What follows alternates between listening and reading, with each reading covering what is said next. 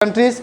Then the European countries started to come India, as taking their name is East India Company, British East India Company, Portuguese East India Company, France East India Company, by this taking their terms. But their motive is to come to our India for a business purpose. Then after some time, they look the Indian political system is not so good at that time. So slowly they're taking the political power of India, political, and starting exploited. They're exploiting India by taking task or many things, and exploit our natural resources, and it is transport to their country and processing these natural resources and make it final finished product, and further they sell in India at very high price. It is more profitable for them.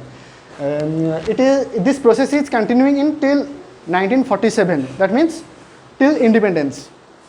So after independence, some economist says that it is very shameful to us. India is not a poor, but Indians are poor. It means India is rich, but Indians are poor. So what is the meaning of this definition? Meaning of this line? India is rich, but Indians are poor.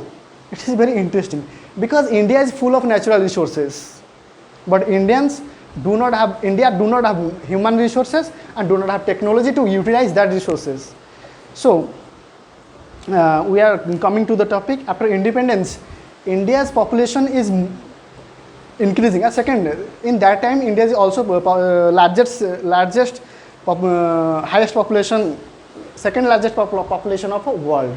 So after exploiting of British, India's economic condition is totally down. So it is very big challenge to our country, our Indian government, to how we feed our people. So our government in that time taking a policy from USSR. That means USSR means in the present name of USSR is Russia. Russia is formerly known as USSR. So taking that policy is 5-year plan in 1951. In 5-year plan, India is focusing more on agriculture, because we have to produce more and more agricultural product. After 2 year, 5-year plan, India shifted its focus to the second, industrialization. I think India did two mistakes. First of all, India do not allow foreign investors to our country, and India stop globalization. What is globalization? I will explain. In the meantime, India facing some war with Pakistan, with China. In this sequence, India will spend more money on in the war, and people are demanding more food to feed them. So the government of India will taking help from USA, means America.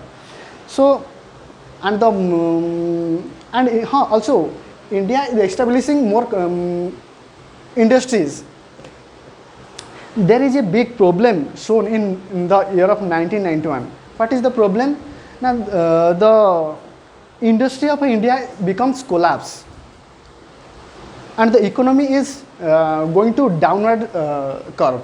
So there is a very big financial crisis shown in the year of 1991. But how can India overcome this financial crisis? There a personality come in front. The personality is the current finance minister of India, Dr. Manmohan Singh was that time the finance minister of India. They taking the economical reform. It is known as LPG. The LPG means liberalization. L means liberalization. P means privatization. G means globalization. So what is liberalization? When the Indian government banned some private entrepreneur to establish, if a private entrepreneur to taking the startup, Indian government restrict only you can, that means you cannot manufacturing industry. If you do manufacturing industry, then you have to be more taxed. So our government to liberalize liberalize these industries, they can produce more and more products. Then the privatization means Indian government or some Indian government in Indian that we can say government industries are being privatized. Then the G means globalization. Here India is taking a good decision that globalization means to take, keeping relations between different countries. It will be more helpful. That means we can export or import to the other countries, and other country will export and import to us, and we can other countries can invest in our country. That in this process that economical crisis is being solved. But after some time, India is becoming a very richness. According to the World Bank, India will be third richest country in 2050.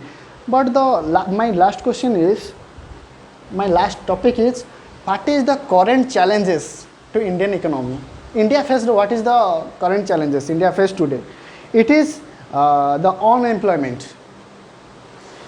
Unemployment is a big problem in front of us. Every year, many job aspirants are wanting or demand job. So how can government to provide job or provide job opportunity to give job? There are many problems, but how can a government solve this problem? Is there any solution? Yes, there can be solution. The proper data is said, vacancy are stored, vacancy are fixed, but we are not able to achieve that vacancy. Okay, then some organizations are providing facilities, means to provide proper skilled, proper trained, as like we can taking an example of our institution BSDC, taking a very important or good things to collect some we can say unemployment, and giving more knowledge and skill their knowledge and be able to do a job. That means they collecting to us and be skilled and to be our knowledge.